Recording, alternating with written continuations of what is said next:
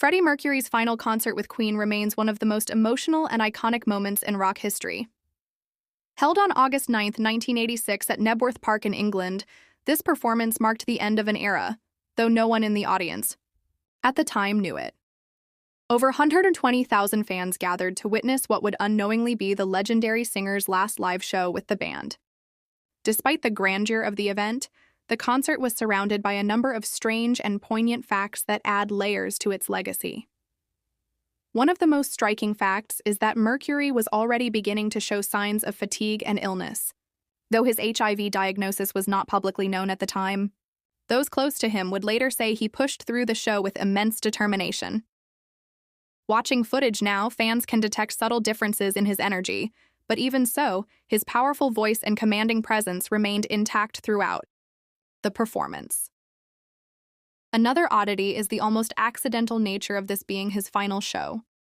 Queen had not planned it as a farewell concert, and there were no announcements or hints that it would be the last.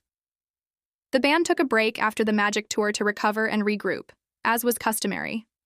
However, Freddie's health began to deteriorate, and they never performed a full concert with him again. That unintentional farewell has made the Knebworth show even more haunting in retrospect. Interestingly, Queen's setlist that night included some of their most epic tracks like Bohemian Rhapsody, Radio Gaga, and We Are the Champions.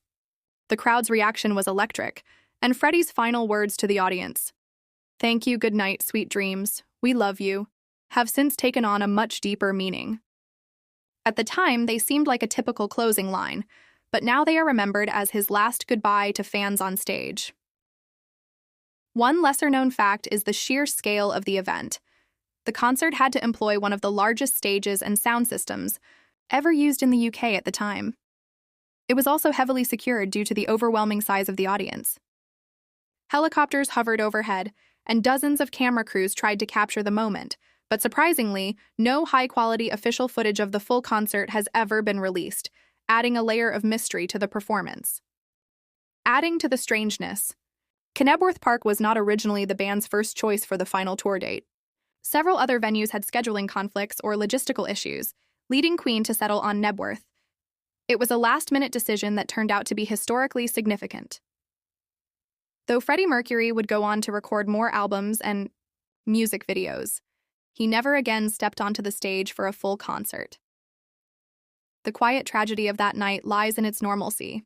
It was just another show, yet it became the final bow of one of rock's greatest voices. The layers of mystery, coincidence, and emotion have made that concert a lasting piece of musical legend.